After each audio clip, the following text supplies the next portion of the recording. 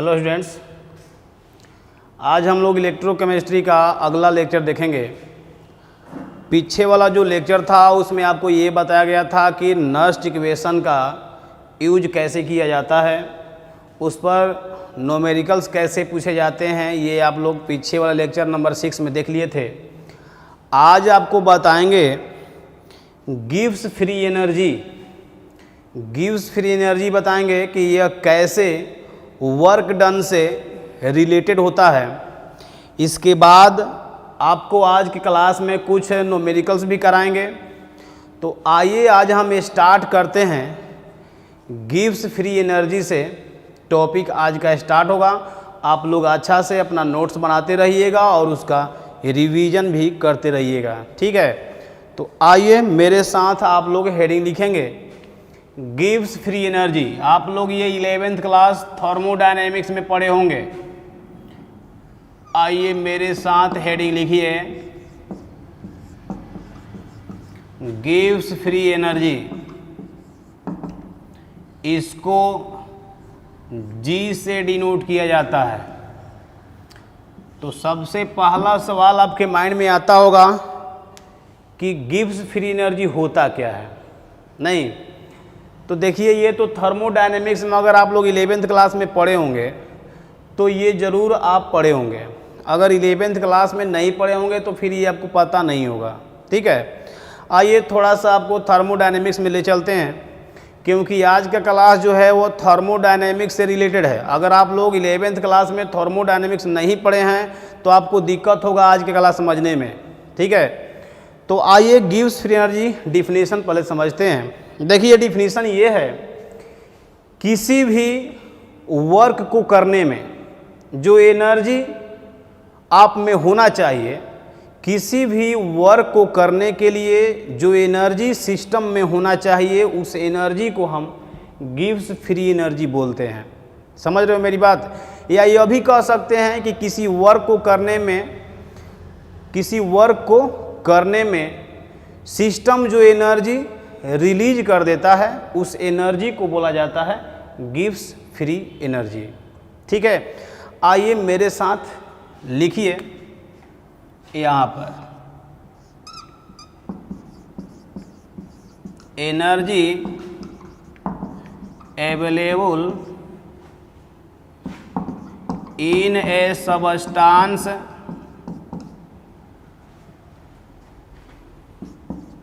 To do useful work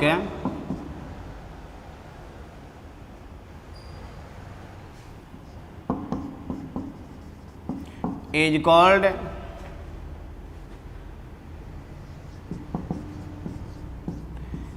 gives free energy, is called gives free energy। ध्यान दीजिएगा, Gibbs free energy का accurate value आप नहीं बता सकते हैं। गिब्स फ्री एनर्जी का एक्यूरेट वैल्यू आप नहीं बता सकते हैं। जैसे आप लोग थर्मोडायनेमिक्स में इंटरनल एनर्जी पढ़े होंगे, ठीक है। तो इंटरनल एनर्जी का भी आप एक्यूरेट वैल्यू नहीं बता सकते हैं। जैसे मेरे पास एनर्जी है, ठीक है, तो आप कहेंगे कि आपके पास कितना इंटरनल एनर्जी है, वो पूरा एक्यूरेट वैल्यू बताइए, नहीं बता सकते हैं। समझ रहे हो मेरी बात। चेंज बता सकते। जैसे मान लो आप ही से पूछा जाए, क्यों हम बोल रहे हैं कि एक्यूरेट वैल्यू नहीं बता सकते हैं। जैसे आप से पूछा जाए कि आपके फादर जी का इनकम क्या है, तो आप कहेंगे कि 10 लाख पर साल, पर ईयर में। तो 10 लाख आप बता दिए कि मेरे फादर जी का इनकम जो है वो 10 लाख है पर ईयर।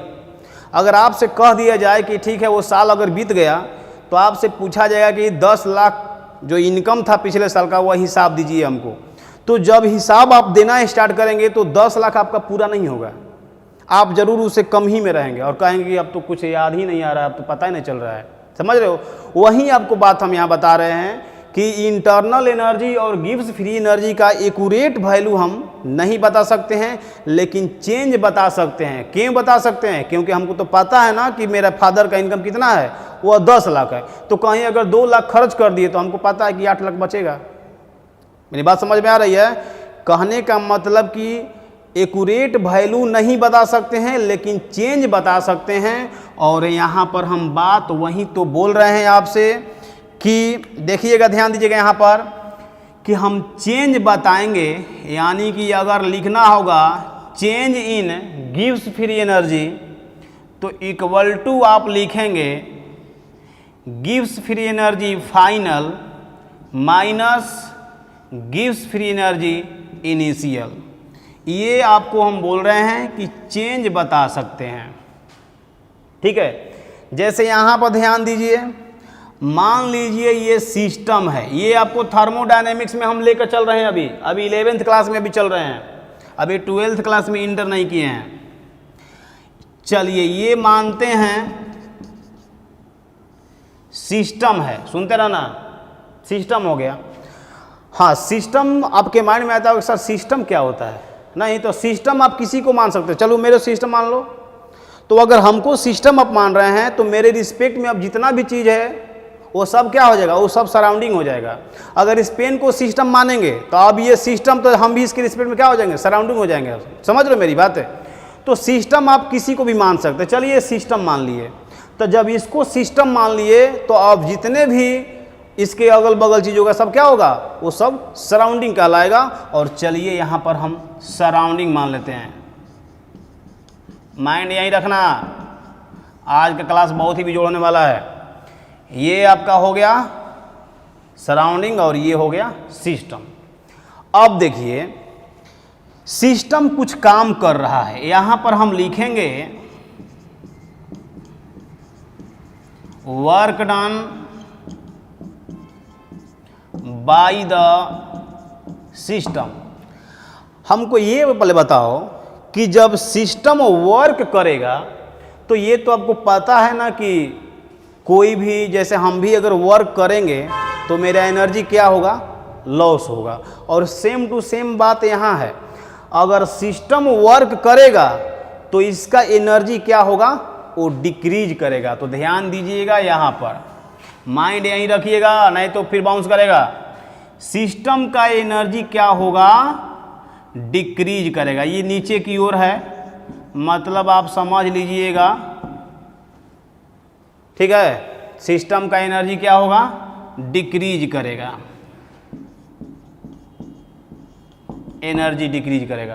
तो हमको ये बताओ कि जब सिस्टम का एनर्जी डिक्रीज कर गया तो डेल्टा जी क्या होगा, निगेटिव होगा ना, समझा? क्योंकि फाइनल माइनस इनिशियल होता है। तो पहले मान लो कि मेरे में एनर्जी है, कोई हम काम किए, उसमें क्या हुआ, एनर्जी का डिक्रीजमेंट हो गया। तो जब एनर्जी डिक्रीज कर गया तो डिक्रीज मतलब कम हो गया, तो अब डेल्टा जी निकालेंगे फाइनल माइनस इनिशियल। तो इनिशियल वाला ज़्यादा था, फाइनल वाला कम है, तो ये वैल्यू क्या आएगा, निगेटिव में आएगा। यानी सिस्टम का डेल्टा जी वह आएगा निगेटिव। क्या कोई दिक्कत है इसमें? क्लियर है? चलिए, तो ये तो हो गई थर्मोडायनेमिक्स की बात कि सिस्टम एनर्जी को लॉस करता है अगर वर्क करेगा तो इसका डेल्टा जी क्या होगा, वो निगेटिव में आएगा। ठीक है ना? अब हम आ रहे हैं अपने चैप्टर में, इलेक्ट्रोकेमिस्ट्री में। आप पढ़ रहे हैं इलेक्ट्रोकेमिकल सेल, मतलब पता होना चाहिए कि हम क्या पढ़ रहे हैं। इलेक्ट्रोकेमिकल सेल पढ़ रहे हैं, तो आप लोग क्या कीजिए, इसको जल्दी से स्क्रीनशॉट लीजिए। हो गया? क्लियर है? चलिए, अब हम आ रहे हैं इलेक्ट्रोकेमिकल सेल, जो हमको काम है। ये तो इतना थर्मोडायनेमिक्स की बात थी जो आप लोग को हम बता दिए। समझ में आया होगा तो ठीक है, नहीं भी आया होगा तो भी ठीक है। चलिए, अब हम आ रहे हैं इलेक्ट्रोकेमिकल सेल। ध्यान दीजिएगा नहीं तो बाउंस करने वाला है। इलेक्ट्रो केमिकल सेल, ठीक है।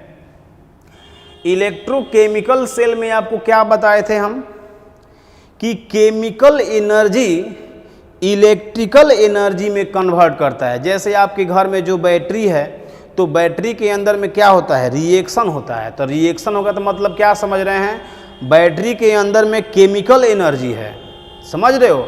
और जब वहीं लाइन कटता है आपके इन्वर्टर के बैटरी में, तो बैटरी के अंदर में केमिकल एनर्जी है, और जब लाइन कट गया तो वहीं केमिकल एनर्जी इलेक्ट्रिकल एनर्जी में कन्वर्ट हो जाता है, समझ रहे हो। यानी कि इलेक्ट्रोकेमिकल सेल क्या करता है, केमिकल एनर्जी को इलेक्ट्रिकल एनर्जी में कन्वर्ट कर देता है। यहाँ पर हम बात वहीं लिखेंगे, केमिकल एनर्जी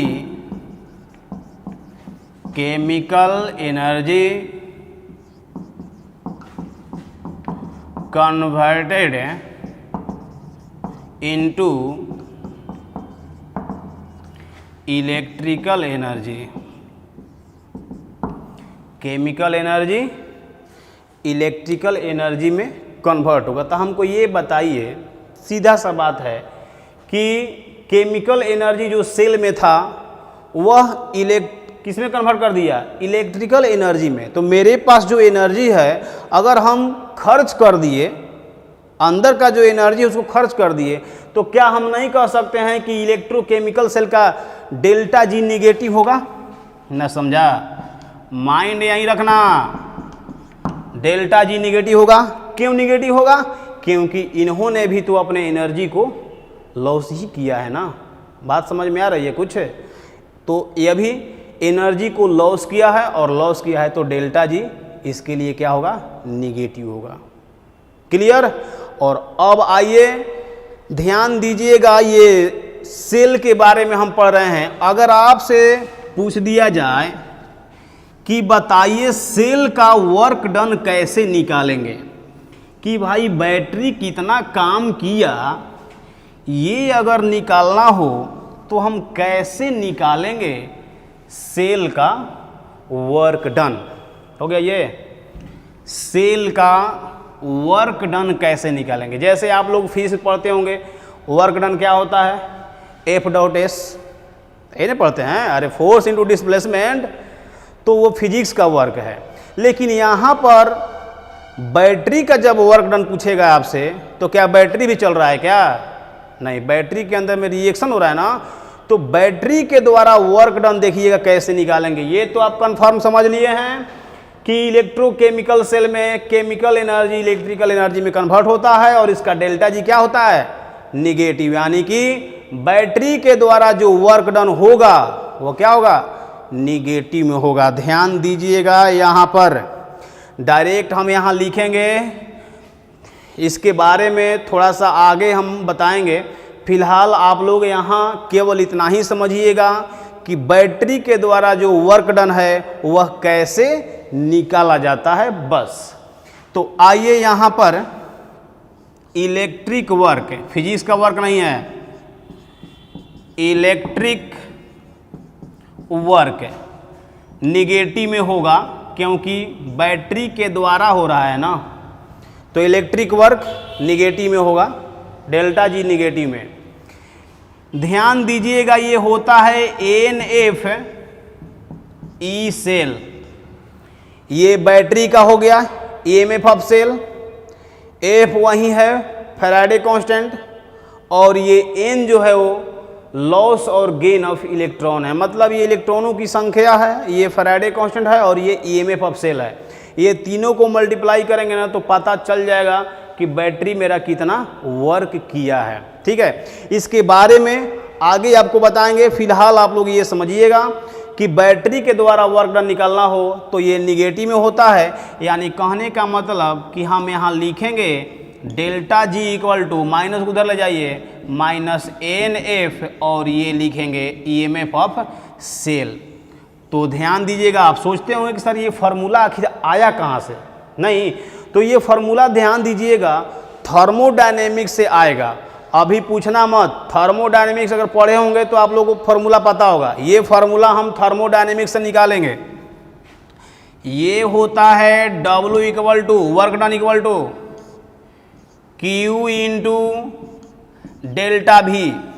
तो अगर आप लोग को ये पता होगा 11th क्लास में फार्मूला थर्मोडायनेमिक्स में, तो ये आपको समझ में आएगा। अभी फिलहाल नहीं बता रहे हैं, ये केवल हम बता दिए कि इसी फॉर्मूला से ये फॉर्मूला आया है, अभी आपको बताया नहीं। ये चार्ज है, ये चार्ज है, ध्यान देना, और ये वॉल्यूम में चेंज है।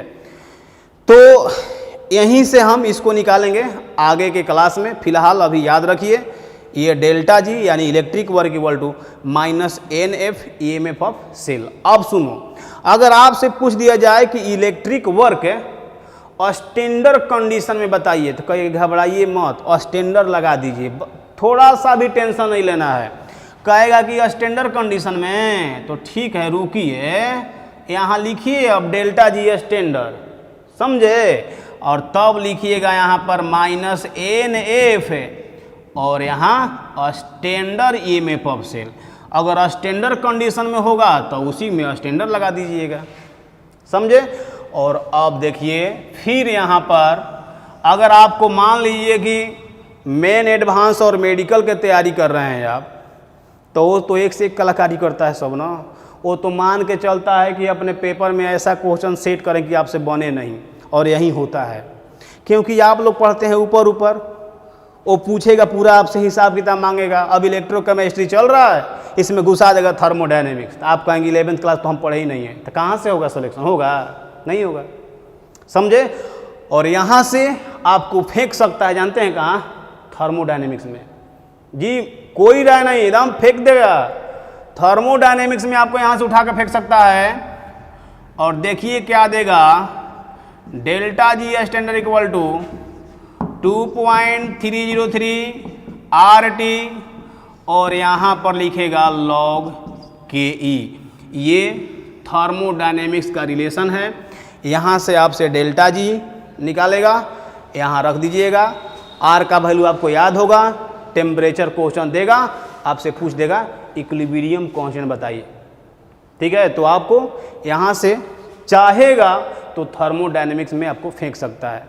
तो अगर आप तैयार हैं इतना दिक्कत सहने के लिए तब तो ठीक है, आज तैयार अगर नहीं है तो फिर आपके लिए दिक्कत होगा, ठीक है। तो ये सारी बात आप लोग की क्लास में अगर याद भी कर लेते हैं, मान लीजिए कि ये सब नहीं कुछ याद करना चाहते हैं तो कोई बात नहीं, सिर्फ हमको याद चाहिए ये याद चाहिए और ये याद चाहिए, बस।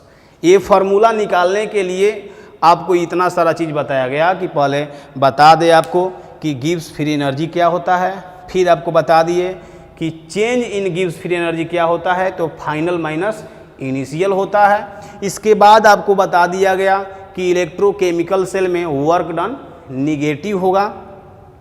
यहीं चेंज इन फ्री एनर्जी, जो एनर्जी हम खर्च करते हैं वहीं क्या होता है, वर्क डन होता है। नहीं, मान लीजिए कि हम एनर्जी खर्च कर रहे हैं, तो एनर्जी खर्च मतलब क्या समझ रहे हैं, ऐसे ही खर्च कर दे रहे हैं, कोई काम करते हैं तभी नहीं खर्च हो गया, नहीं समझ रहे हो। तो जो एनर्जी यहाँ खर्च कर रहा है इलेक्ट्रोकेमिकल सेल, वहीं क्या होता है, उसका वर्क डन होता है।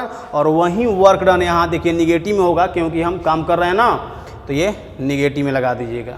क्लियर है? चलिए, तो इसको लिख लिए, जल्दी से स्क्रीनशॉट लीजिए। और हम आ रहे हैं बहुत ही महत्वपूर्ण टॉपिक, यहाँ से क्वेश्चन बोर्ड हो या मेन एडवांस हो, आना ही आना है, नहीं आएगा तो जो कहिएगा वो। कहाँ से जानते हैं? Cell notation. आपको बताया गया था सेल रिएक्शन ना, नर्स इक्वेशन कैसे यूज करते हैं। आइए आज हम देखेंगे सेल नोटेशन। मतलब कहने का कि एग्जाम में कोई ज़रूरी नहीं है कि आपको सेल रिएक्शन देगा, समझे। सेल का रिप्रेजेंटेशन आज देखेंगे कि कैसे एग्जाम में पूछ सकता है। आइए पहले इसको तो लिख लिए होंगे, इसको हम पहले मिटाएंगे। इसके बाद आप हेडिंग लिखेंगे सेल नोटेशन। माइंड को यहीं रखेंगे, ज़्यादा दूर मत रखिएगा, समझे, नहीं तो फिर दिक्कत होगा। तो मेरे साथ हेडिंग आप लोग लिखेंगे सेल नोटेशन के बारे में। आइए यहाँ पर चलते हैं, सेल नोटेशन।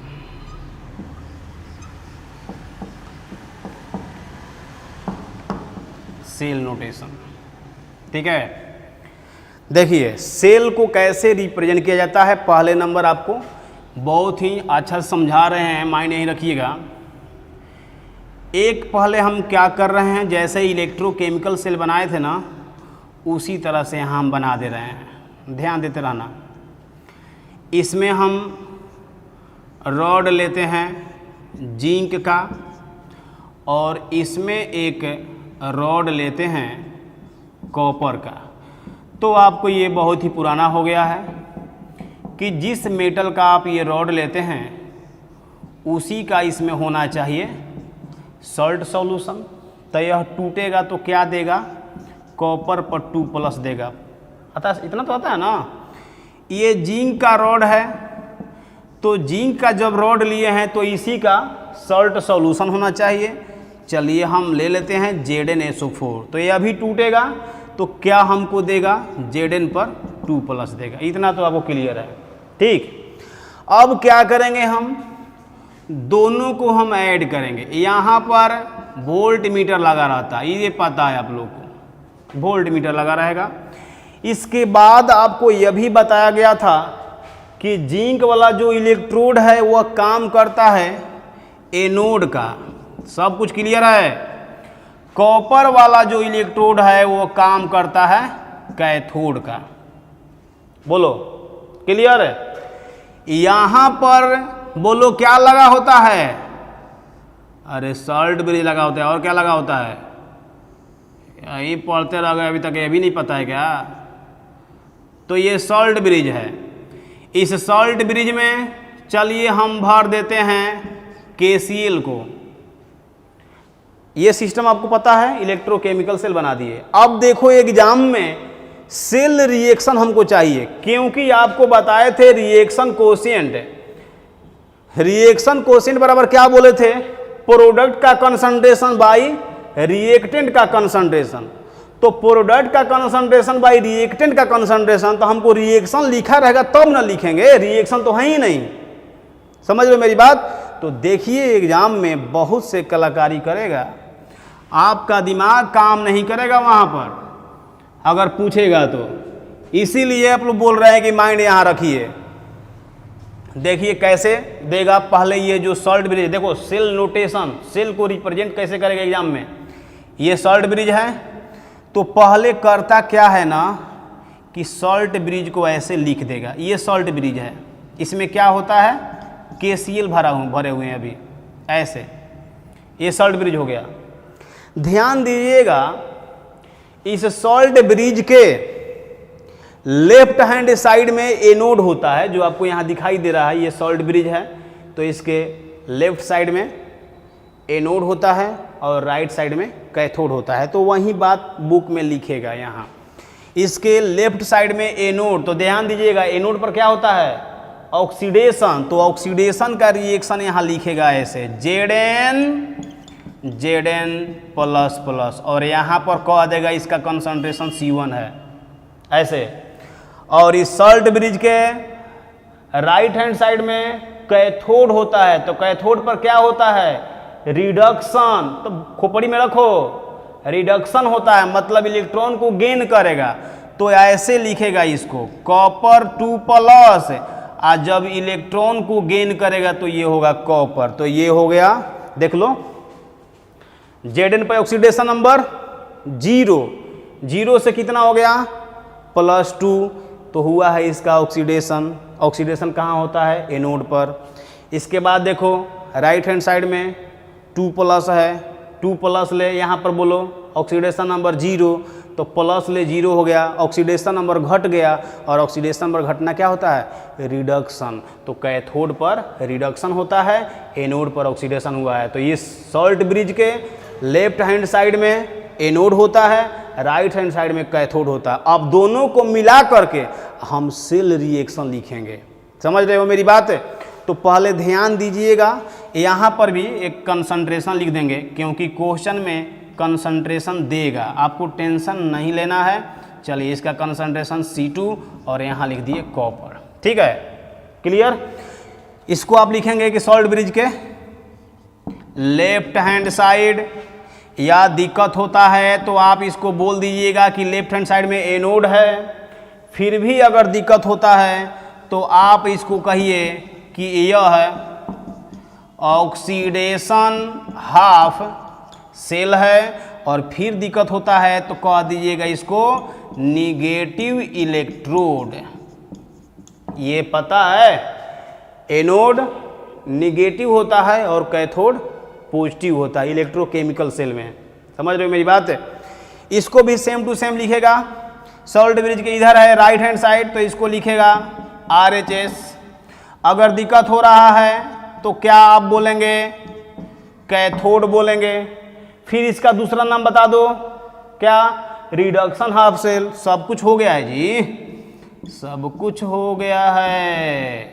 उसके बाद भी दिक्कत है, लेक्चर मिस मत कीजिए, नहीं तो फिर आगे आपके लिए तूफान आ जाएगा, समझ लीजिए। या बोलिए पॉजिटिव इलेक्ट्रोड। तो ये सब समझ गए। अब देखिए इसमें और भी नाटक करेगा। ये तो सीधा आपको दे दिया ना, वो सीधा नहीं देगा। आप क्या समझ, सब दे देगा, आप लिख देंगे केवल। अब न करेगा, बहुत दिक्कत करता है, सोच लो। देखो फिर अगर ऐसे नहीं देता है तो फिर कैसे देगा? यहाँ पर तो पहले लिख दो, क्या है ये? सॉल्ट ब्रिज है। तो पहले नंबर तो हम यहाँ सॉल्ट ब्रिज को लिख दिए। इसको लिखेगा, देखिए कैसे, Zn लिखेगा, और तब यहाँ Zn प्लस प्लस किससे आया है? ZnSO4 से आया है ना, तो इस बार ऐसे भी लिख सकता है ZnSO4, और तब कहेगा इसका कंसंट्रेशन C1 है। समझ में आ रहा है ये मैं क्या करूँ ना? सेम टू सेम इस साइड, तो उधर क्या होता है? कैथोड।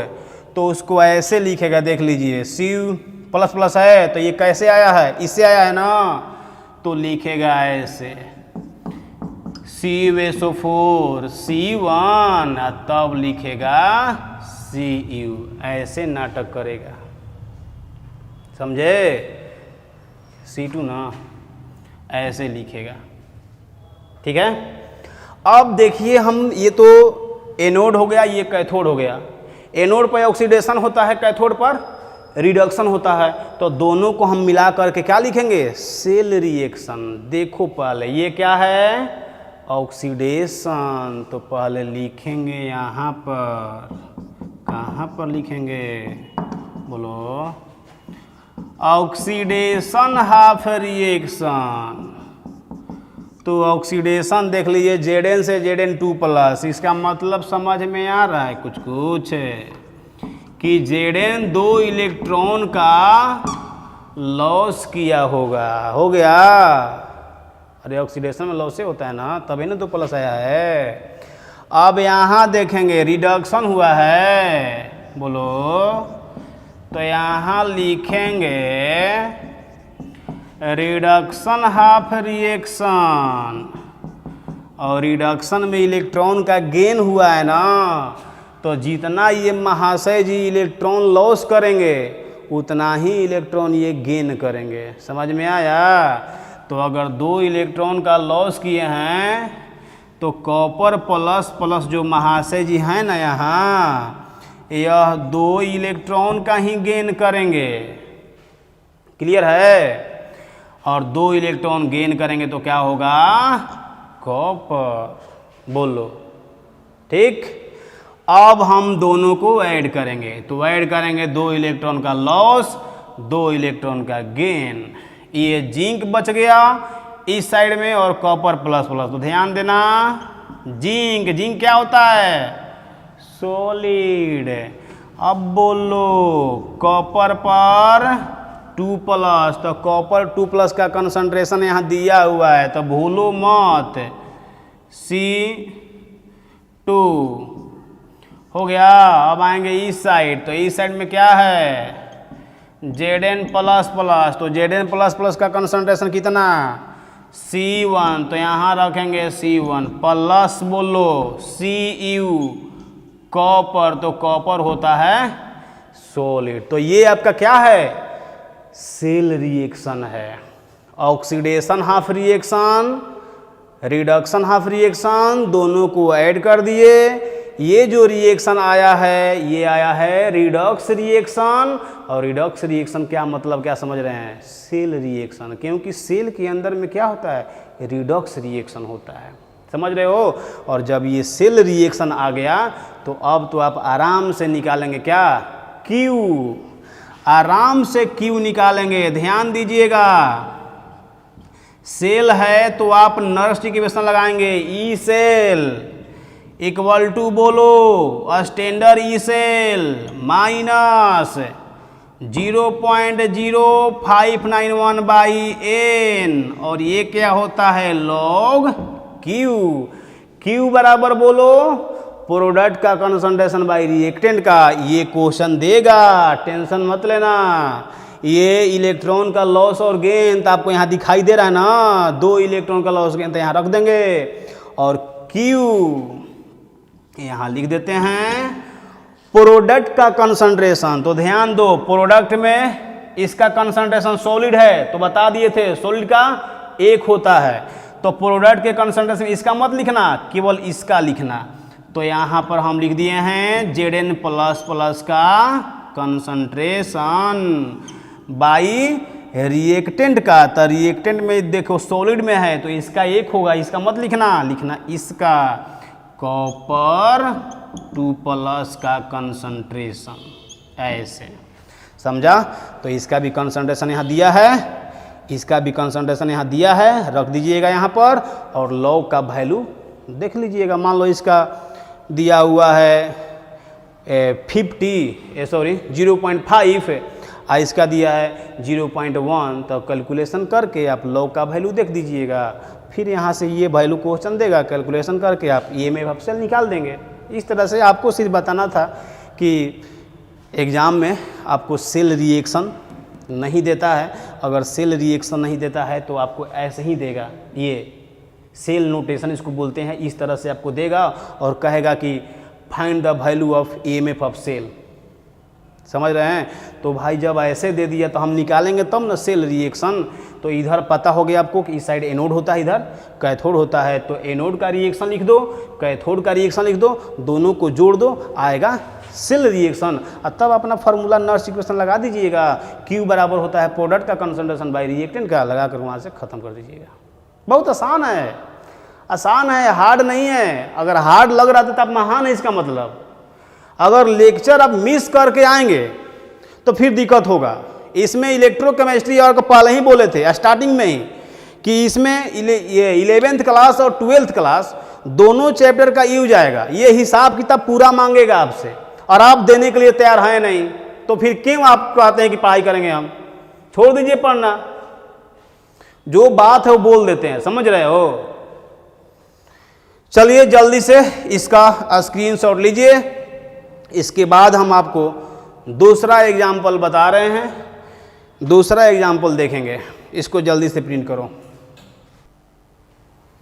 तो आइए दूसरा एग्जाम्पल देखते हैं, ध्यान दीजिएगा। सेकेंड एग्जाम्पल फिर उसी तरह से आपको बता रहे हैं। यहाँ पर क्या होता है? सॉल्ट ब्रिज होता है, ठीक है। इस सॉल्ट ब्रिज के लेफ्ट हैंड साइड में एनोड रहता है, एनोड पर क्या होता है? ऑक्सीडेशन। तो आइए ऑक्सीडेशन इस साइड हम लिखते हैं H2 गैस है, ये बनाएगा H+, इसका कंसंट्रेशन C1 है, ठीक है, एक्वस है तो C1 कंसंट्रेशन इसका है। ये H2 यहाँ पर ऑक्सीडेशन नंबर 0 से हो गया प्लस, तो ऑक्सीडेशन हुआ, इतना तो पता चल रहा हो ना। अब इस साइड में सॉल्ट ब्रिज के राइट हैंड साइड में क्या होता है? कैथोड होता है, तो कैथोड पर रिडक्शन होता है। चलिए रिडक्शन लिख देते हैं, कॉपर पर 2+, इसका कंसंट्रेशन C2 है और ये बना रहा है Cu। तो बताइए 2+ है, 2+ ले 0 हो गया, इसका मतलब क्या समझ रहे हैं? इलेक्ट्रॉन का ये गेन किया होगा, तभी ना न्यूट्रल हो गया ये।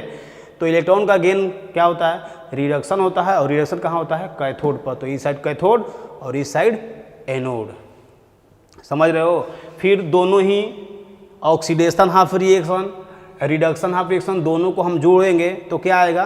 सेल रिएक्शन आएगा। लेकिन देखिएगा ये अगर ऐसे पूछेगा तो ये क्वेश्चन इजी हो गया, मतलब ये बोर्ड में आ सकता है। अगर इसी क्वेश्चन को हार्ड करना होगा तो देखिए क्या करेगा, एक से कलाकारी करेगा। वो कहेगा कि ठीक है हम ऐसे नहीं देंगे, तो सोचेंगे बोलेंगे आपकी कैसे दीजिएगा, देखिए कैसे कहेगा। कहेगा कि H2 गैस है, कहेगा हाँ ठीक है, और बोलिए। फिर बोलेगा CH3COOH और इसका कंसंट्रेशन कह देगा 0.1 है, और तब कहेगा यहाँ पर कि सॉल्ट ब्रिज हम ले रहे हैं KCl, इधर जैसे है उसी तरह से हम लिख दे रहे हैं इसका कंसंट्रेशन C2 और फिर हम लिख देने हैं Cu। ठीक है, अब यहाँ H+ का कंसंट्रेशन आपको मिला नहीं, ये तो एसिटिक एसिड का दे दिया ना। अब यहाँ से दिक्कत हो गया, समझे। दिक्कत इसलिए हो गया क्योंकि ये ध्यान देना, अगर ये क्वेश्चन पूछ दिया तो ये मेन एडवांस का हो जाएगा 1.8 इंटू 10 का पावर -8। ये एसिटिक एसिड है तो इसका नाम है डिसोसिएशन कांस्टेंट ऑफ एसिड। पढ़े होंगे आप लोग, या नहीं पढ़े होंगे तो सुन लीजिएगा, 11th क्लास में ऐसे था, फिर भी नहीं पढ़े हैं तो अब ध्यान दीजिए। Ka dissociation constant of acid, और ये Kb अगर लिख देगा तो डिसोसिएशन कांस्टेंट ऑफ बेस। अगर यहाँ पर Kw लिख दिया तो इसका नाम होता है आयोनिक प्रोडक्ट ऑफ वाटर। अगर यहीं लिख दिया Kc तो इसका नाम है इक्विलिब्रियम कंसंट्रेशन कांस्टेंट। अगर यहाँ लिख दिया Kp तो इक्विलिब्रियम प्रेशर कांस्टेंट। कहने का मतलब कि ये सब कांस्टेंट ही है और सबका लिखने का तरीका एक ही है। कौन सा? प्रोडक्ट का कंसंट्रेशन बाय रिएक्टेंट का। ये वाटर के लिए, ये बेस के लिए, ये एसिड के लिए, ये किसी भी रिएक्शन के लिए हो सकता है। इसमें केवल क्या चाहिए? इक्विलिब्रियम पर प्रोडक्ट का कंसंट्रेशन बाय किसका? रिएक्टेंट का। और ये भी है, इसमें प्रेशर चाहिए, प्रोडक्ट का प्रेशर बाय रिएक्टेंट का। कहने का मतलब सब एक ही, सबको लिखने का तरीका एक है, प्रोडक्ट का कंसंट्रेशन बाय रिएक्टेंट का। वहीं अरे जो आप लिखते हैं रिएक्शन कोएफिशिएंट Q, प्रोडक्ट का कंसंट्रेशन बाय रिएक्टेंट लिखते हैं ना, सेम टू सेम वही है। तो आपको इस बार ये इजी नहीं सुनेगा, थोड़ा सा हार्ड करेगा ऐसे, और यहाँ दिक्कत में आप पड़ जाएंगे क्योंकि आपका लेवल तो हमको पता ही है ना, आप यहाँ सोच ही नहीं सकते हैं और एग्जाम वाले लोग सोच लिए। अब यहाँ से क्वेश्चन अगर पूछ दिया तो वही लोग बना पाएंगे जो 11th क्लास में आयोनिक इक्विलिब्रियम अच्छा से पढ़े होंगे। अगर जिनको 11th क्लास में आयोनिक इक्विलिब्रियम नहीं पता है तो उनके लिए क्वेश्चन बनेगा नहीं। है इलेक्ट्रोकेमिस्ट्री का, इसमें आयोनिक इक्विलिब्रियम को घुसा देगा, आप कह देंगे सिलेबस ले बाहर पूछ दिया। समझ रहे मेरी बात? तो देखिए अब आपको बताएंगे कि H+ का कंसंट्रेशन हम इसमें से कैसे निकालेंगे, क्योंकि हमको तो चाहिए H+ का कंसंट्रेशन। यहाँ तो डायरेक्ट दे दिया, यहाँ तो निकालना पड़ेगा, यहाँ तो एसिटिक एसिड का कंसंट्रेशन दिया हुआ है। तो आइए आपको बता रहे हैं H+ का कंसंट्रेशन कैसे हम निकालेंगे एसिटिक एसिड में से। ठीक, आइए H+ निकालने के लिए पहले इस एसिड को आप तोड़ेंगे। ध्यान देना, CH3COOH, इसको अगर आप तोड़ते हैं तो ये वीक एसिड है, तो यह टूटेगा CH3COO- और H+ में टूटेगा। कोई दिक्कत है? इसका कंसंट्रेशन कितना है? 0.1 है।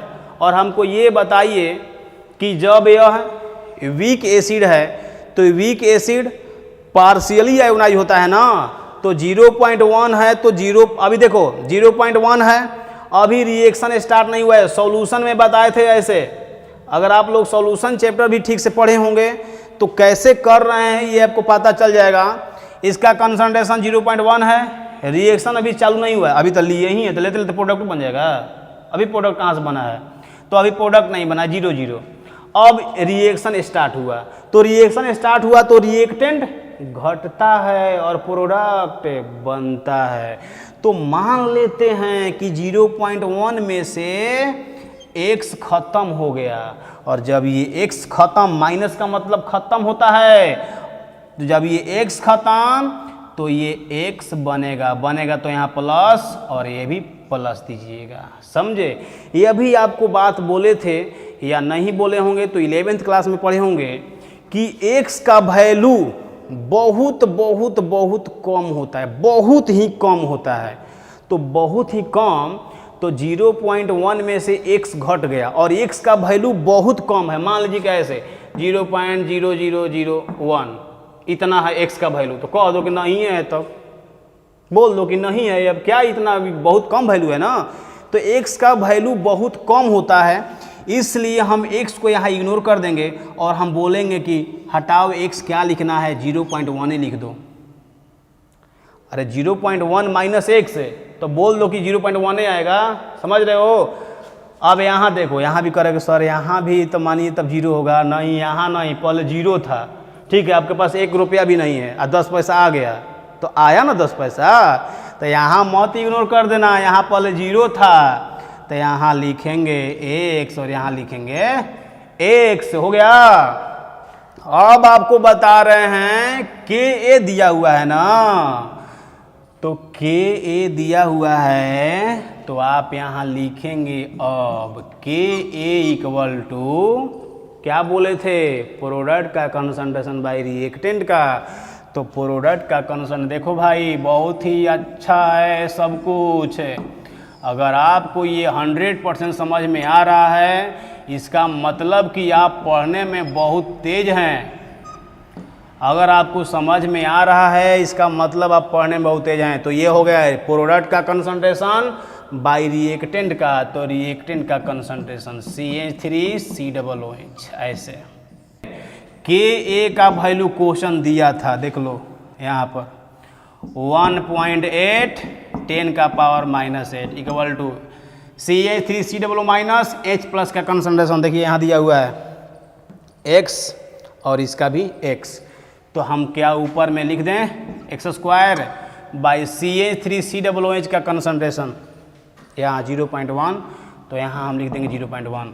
क्या यहाँ से आप x निकाल देंगे, अरे सब कुछ दिया, x निकल जाएगा, और x निकल गया तो आप समझ लीजिएगा कि आप निकाल दिए हैं H प्लस का कंसंट्रेशन, और फिर आप क्या करेंगे Q निकाल देंगे, ठीक है।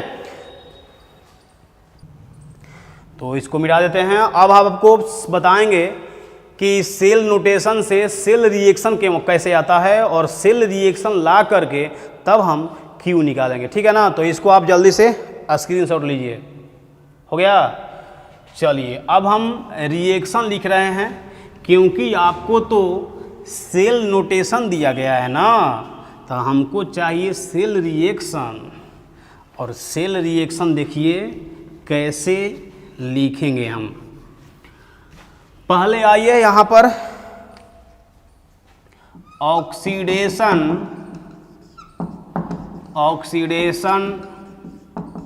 Half reaction. पहले ऑक्सीडेशन, तो ऑक्सीडेशन एनोड पर होता है, इस साइड में है, देखिएगा यहाँ पर कैसे लिखा गया है, H2 है और ये प्लस है। इसका मतलब ऑक्सीडेशन में क्या होता है, इलेक्ट्रॉन का लॉस होता है, तो 2H प्लस 2 इलेक्ट्रॉन, हो गया ऑक्सीडेशन, क्लियर। इसके बाद रिडक्शन, रिडक्शन कहाँ पर होता है, कैथोड पर, ये वाला है रिडक्शन हाफ रिएक्शन। तो रिडक्शन में क्या होता है, गेन होता है। तो ये 2 इलेक्ट्रॉन का लॉस किया है तो ये 2 ही का गेन करेगा, ये बात आपको शुरू से ही हम बता रहे हैं। Cu प्लस प्लस कंसंट्रेशन आपको पता है, देख लीजिएगा, इसका कंसंट्रेशन C2 है और H प्लस का कितना है, C1 है। तो इस तरह से हम लिख दे रहे हैं, 2 इलेक्ट्रॉन का गेन करेगा और ये बनाएगा Cu। अब ऑक्सीडेशन रिडक्शन को जोड़ दीजिए, 2 इलेक्ट्रॉन का गेन 2 इलेक्ट्रॉन का लॉस, खत्म। बोलो इधर क्या बचेगा, इधर बचेगा H2 गैस होता है। इसके बाद बोलो कॉपर पर 2 प्लस, बोलो ना, सही है। इसके बाद इधर बोलिए इधर होगा 2H प्लस, इसका concentration C1 and this is खत्म, क्या बचेगा और Cu, और ये दोनों को जोड़ दिए तो ये आएगा रिडॉक्स रिएक्शन, और रिडॉक्स रिएक्शन को क्या बोलते हैं? सेल रिएक्शन ना, यही है सेल रिएक्शन, समझे। और फिर आप लिख देंगे Nernst equation, E cell equal to standard image of cell minus 0.0591/n log Q। इसके बाद आप Q यहाँ से निकाल दीजिएगा। तो ठीक है, इसको आप जल्दी से स्क्रीनशॉट लीजिए और उसके बाद एक छोटा सा क्वेश्चन देखिए। तो देखिए इस क्वेश्चन को, ये क्वेश्चन बहुत ही अच्छा क्वेश्चन है और ये पूछा भी है, जेईई मेन 2008 का क्वेश्चन है ये। पहले क्वेश्चन को ठीक से पढ़ते हैं और ये क्या कह रहा है पहले समझते हैं। देखिए गिवन दिया हुआ है, स्टैंडर्ड पोटेंशियल दिया हुआ है कॉपर 3+ ले कॉपर, इसका वैल्यू इतना वोल्ट दिया हुआ है। इसके बाद स्टैंडर्ड दिया हुआ है Fe2+ ले Fe और इसका वैल्यू इतना वोल्ट दिया हुआ है। द कह रहा है कि the potential for the cell this is, मतलब कि the potential for the cell, इसका मतलब क्या समझ रहे हैं? EMF of cell. Potential for the cell का मतलब ईएमएफ ऑफ सेल, मतलब कि इस सेल का पूछा है ईएमएफ बताइए। तो पहला नंबर ये सेल नहीं है, समझ रहे हो, ये सेल नोटेशन दिया हुआ है। तो आपको बोला गया कि सॉल्ट ब्रिज की साइड क्या है? एनोड होता है, और इस साइड क्या होता है? कैथोड होता है। तो इधर होगा एनोड है तो क्या होगा? ऑक्सीडेशन। कैथोड पर क्या होता है? रिडक्शन। और दोनों को लिख करके जोड़ देंगे अगर तो आएगा सेल रिएक्शन, और तब अपना नर्स इक्वेशन लगा देंगे। ठीक है, तो पहला काम हम सेल नोटेशन दिया हुआ है तो हम लिखेंगे oxidation half reaction, reduction half reaction, दोनों को जोड़ देंगे सेल रिएक्शन। ठीक है, तो आइए मेरे साथ आप लोग चलिए, मेरे साथ चलिए यहाँ पर, कहाँ पर? यहाँ पर ऑक्सीडेशन हाफ रिएक्शन। अब ऑक्सीडेशन तो इधर ही एनोड है ना, ध्यान देते रहना। क्रोमियम, और ये कितना है? क्रोमियम 3+, इसका मतलब क्या समझ रहे हैं? 3 इलेक्ट्रॉन का लॉस किया हुआ है, तब इन 3+ आया है। 4 इलेक्ट्रॉन का लॉस करें तो 4+ आएगा। तो क्रोमियम 3+ है, इसका मतलब कि क्रोमियम ने 3 इलेक्ट्रॉन का लॉस किया होगा। ये हो गया ऑक्सीडेशन हाफ रिएक्शन। अब आएंगे इधर कैथोड साइड में, तो इसको लिखेंगे रिडक्शन हाफ रिएक्शन। और रिडक्शन में इलेक्ट्रॉन गेन होता है ना, तो देखो क्या लिखा है, ध्यान देना। Fe2+ ले Fe, इसका मतलब समझ रहे हैं? 2+ था, अब Fe हो गया, इसका मतलब कि 2 इलेक्ट्रॉन का ये गेन किया होगा। तो आप यहाँ 2 इलेक्ट्रॉन गेन करा दीजिए और बना दीजिए Fe। हाँ, कंसंट्रेशन भूलिएगा नहीं, Fe2+ का कंसंट्रेशन यहाँ दिया हुआ है 0.01 m, तब भूलिए नहीं, उसी का काम है। और क्रोमियम 3+ का 0.1 दिया हुआ है, तो हम यहाँ रख देंगे 0.1 m। ठीक है, 0.1 m इसका कंसंट्रेशन रख दिए।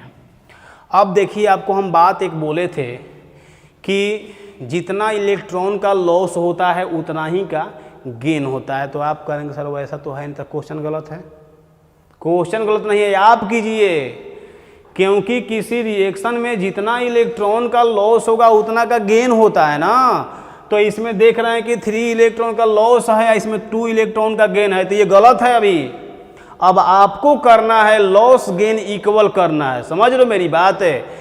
तो लॉस गेन इक्वल करना है, यहाँ 3 इलेक्ट्रॉन का लॉस, यहाँ 2 इलेक्ट्रॉन का गेन। तो ऐसा करते हैं कि इसमें हम मल्टीप्लाई कर देते हैं 2 से, और इसमें मल्टीप्लाई कर देते 3 से, हो जाएगा। देखो तो हो जाएगा, देखो 2 से करेंगे तो 6 इलेक्ट्रॉन, इसमें 3 से करेंगे तो 6 इलेक्ट्रॉन। तो मल्टीप्लाई कैसे इक्वेशन को सॉल्व करते हैं उसी तरह से कीजिए, लॉस गेन इक्वल करना है, समझ रहे हो। मतलब कोई ज़रूरी नहीं है कि लॉस इलेक्ट्रॉन और गेन इक्वल आ जाएगा, इक्वल करना भी कहीं कहीं पड़ता है। देख लीजिए, इसमें करना पड़ गया।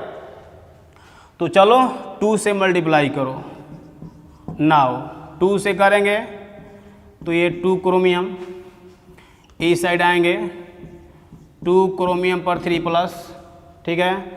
इसमें करेंगे तो क्या होगा, कंसंट्रेशन यहाँ लिख देते हैं 0.1 m प्लस बोलो 6 इलेक्ट्रॉन, ठीक है। इसमें 3 से करो तो ये होगा 3 Fe पर 2+, इसका कंसंट्रेशन कितना है 0.01 m, ठीक। चलो 3 से करो कितना आएगा 6 इलेक्ट्रॉन, ये 3 से करो तो ये आएगा 3 Fe आ गया। अब लॉस गेन इक्वल हो गया ना, अब ऐड करेंगे तो लॉस गेन खत्म, ठीक। अब बोलो इधर क्या बचेगा, 2 क्रोमियम प्लस 3 Fe पर 2+, कंसंट्रेशन 0.01, भूलो मत। प्रोडक्ट बोलो क्या बनेगा, 2 क्रोमियम पर 3+, कंसंट्रेशन कितना दिया है 0.1 प्लस बोलो 3 Fe। क्लियर है, यही आपका है सेल रिएक्शन। और जब सेल रिएक्शन आ गया अब अपना इसमें नर्स्ट इक्वेशन यूज करेंगे, और नर्स्ट इक्वेशन यूज करने के बाद ईएमएफ ऑफ सेल निकालेंगे। और वहीं तो आपसे पूछा है कि ईएमएफ ऑफ सेल बताइए, ठीक है। तो पहले आप ऐसा काम करो, इसको जल्दी से इधर मिटाना पड़ेगा, इसको जल्दी से प्रिंट करो। हो गया, मिटा दें, चलो इसको हम मिटा दे रहे हैं। अब आ रहे हैं इस साइड, ध्यान देते रहना। अब यूज करना है नर्स्ट इक्वेशन को, तो आइए मेरे साथ अब भी। चलिए सेल रिएक्शन हो गया। अब यहाँ हम लिखेंगे E cell Nernst equation equal to standard E cell, ठीक है, माइनस 0.0591 बाई n, और ये हो गया log Q। यहाँ तक क्लियर है। अब ध्यान दीजिएगा यहाँ पर कि ये तो आपको निकालना है, तो यहाँ दिक्कत नहीं है, दिक्कत है यहाँ पर, दिक्कत है यहाँ पर। तो इसमें आपको करना क्या है ना, कि ये तो आपको पता हो गया, पहले ही बताए थे कि ये स्टैंडर्ड ईएमएफ ऑफ सेल क्या होता है। तो एनोड का ऑक्सीडेशन पोटेंशियल, कैथोड का रिडक्शन पोटेंशियल, दोनों का सम होता है। तो चलिए लिख देते हैं हम, टेंशन मत लीजिएगा। Standard oxidation potential of anode plus, इसके जगह पर लिख रहे हैं standard reduction potential of cathode, ये दोनों का सम स्टैंडर्ड है, तो कहेंगे स्टैंडर्ड ईएमएफ ऑफ सेल। हो गया ये। चलो ध्यान देते रहना, ये सेल रिएक्शन इसको मिटाएंगे नहीं, क्योंकि इसी का काम है, समझे। अब आएंगे हम यहाँ पर माइनस 0.0591 बाई n क्या है, लॉस गेन इलेक्ट्रॉन। तो कितना का गेन लॉस हुआ है, तो यहाँ रखेंगे 6, और ये हो गया log Q बराबर बोलो, ये सेल रिएक्शन है तो प्रोडक्ट का कंसंट्रेशन बाई रिएक्टेंट का। तो प्रोडक्ट में देखो ये Fe है, Fe क्या है, सॉलिड, तो हम लिखेंगे केवल इसका कंसंट्रेशन, ध्यान देते रहना।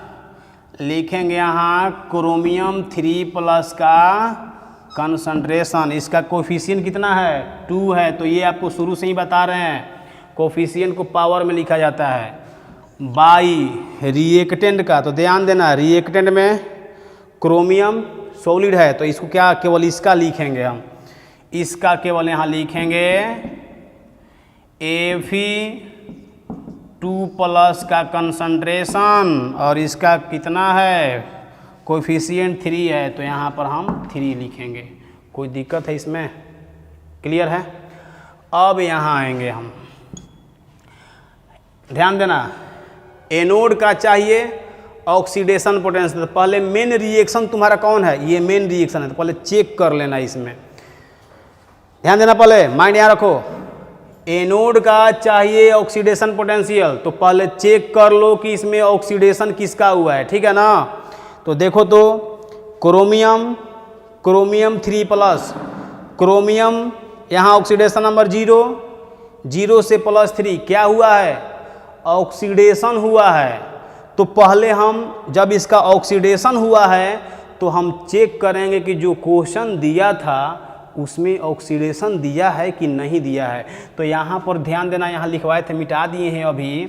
यहाँ था क्रोमियम 3+ और ये क्रोमियम था और इसका वैल्यू दिया था -0.72 वोल्ट, -0.72 वोल्ट दिए थे। हमको ये बताओ क्रोमियम का मेन रिएक्शन में, मेन रिएक्शन तुमको देखना है, तो क्रोमियम का हुआ है ऑक्सीडेशन, तो जिसका ऑक्सीडेशन होता है उसका चाहिए ऑक्सीडेशन पोटेंशियल, समझ रहे हो। तो देखेंगे क्वेश्चन में क्या दिया है, तो देख लो क्रोमियम 3+ ले क्रोमियम दिया है रिडक्शन पोटेंशियल, तो ये रिडक्शन दिया है, हमको चाहिए क्या, ऑक्सीडेशन। क्यों, क्योंकि मेन रिएक्शन में ऑक्सीडेशन हुआ है, समझ रहे हो। तो जब इसका रिडक्शन दिया है ऑक्सीडेशन चाहिए तो क्या करेंगे, इसका साइन चेंज कर देंगे। अगर इसका साइन चेंज करेंगे तो ये रिडक्शन दिया है, अगर साइन यहाँ माइनस है प्लस कर देंगे तो ऑक्सीडेशन हो जाएगा, समझ लो मेरी बात। तो यहाँ पर हम ऑक्सीडेशन साइन चेंज कर देंगे, 0.72 प्लस कर दिए। अब देखो मेन रिएक्शन में आएंगे हम, Fe2+ Fe, बोलो Fe का क्या हुआ है, रिडक्शन हुआ है।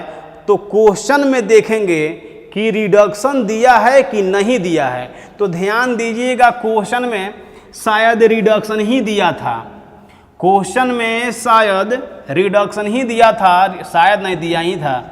Fe2+ Fe और इसका वैल्यू क्वेश्चन दिया था -0.42 वोल्ट, देख लीजिएगा। तो रिडक्शन दिया है और हमको चाहिए क्या, रिडक्शन ही चाहिए, क्योंकि मेन रिएक्शन में Fe का रिडक्शन हुआ है। तो रिडक्शन हुआ है तो इसका चाहिए रिडक्शन पोटेंशियल, और क्वेश्चन में रिडक्शन का ही वैल्यू दिया है, तो इसका साइन मत चेंज करना, क्योंकि जो हमको चाहिए वही दिया हुआ है। तो इसका साइन मत चेंज करना, माइनस में है तो माइनस ही रहने दो, समझ रहे हो। तब ऐसे कर दो, कोई दिक्कत है इसमें तो बोलो, ठीक है। और फिर आएंगे यहाँ पर माइनस लगाएंगे। अब ये ख़त्म कर देते हैं, 0.0591/6 ये हो गया लॉग। क्रोमियम 3+ का कंसंट्रेशन क्वेश्चन दिया था, क्रोमियम 3+ 0.1 दिया हुआ है, तो इसको हम लिखेंगे 0.1 का कंसंट्रेशन का स्क्वायर कर देंगे, और बाई Fe2+ का भी कंसंट्रेशन दिया है 0.01, तो यहाँ लिखेंगे 0.01 कंसंट्रेशन का होल क्यूब, ठीक है। बस इसको आइए थोड़ा सा और 2 मिनट का टाइम लेंगे हम, इसको आप करेंगे तो ये आएगा 0.30, इसके बाद माइनस है तो माइनस लगा दीजिए 0.0591/6। इसके बाद ध्यान दीजिएगा यहाँ पर लॉग 0.1 का स्क्वायर है, 0.1 का स्क्वायर है, तो क्या इसको हम कर दें 10 का पावर -2 हो जाएगा। और यहाँ देखो 0.013 है, तो इसको हम लिख दें 10 का पावर अरे आता है ना, मैथ आता है ना, बोलते हैं कि हम मेरा सबसे स्ट्रॉन्ग सब्जेक्ट मैथ ही है, तो इसमें कैलकुलेशन नहीं आता है, क्या करने हैं। मेरा केमिस्ट्री खत्म, अब यहाँ से मैथ चल रहा है। ये हो गया 0.30 माइनस 0.0591/6, और ये करेंगे तो ये डायरेक्ट हम लिखेंगे log 10 का पावर 4, सही है, ऊपर जाएगा 10 का पावर 4 हो जाएगा। इसके बाद देखो log a का पावर b, तो क्या होता है, पावर बगल में आता है, तो इसको हम लिखेंगे 0.30 माइनस 0.0591/6, और पावर बगल में आएगा तो क्या लिखेंगे यहाँ पर 4, और log कितना 10, और log 10 का वैल्यू कितना होता है 1 होता है, तो इसको ख़त्म कर दो, ठीक है। और ये 6 कटा दीजिए, कटाना है तो कितना से कटेगा 3 एंड 2। अब इसका भाई कैलकुलेशन आप लोग कर लीजिएगा। हमको पता है इसका आंसर ऑप्शन नंबर ए होगा और ऑप्शन नंबर ए में था 0.26 वोल्ट। ये कैलकुलेशन अगर करते हैं आप तो 0.26 वोल्ट आएगा। यही आपका क्वेश्चन था जेईई मेन 2008 का। ठीक है, तो आज यहीं पर हम ब्रेक लेंगे, मिलेंगे आपसे हम अगले लेक्चर में। तब तक आप इसको जल्दी से प्रिंट कर लीजिए। Thank you.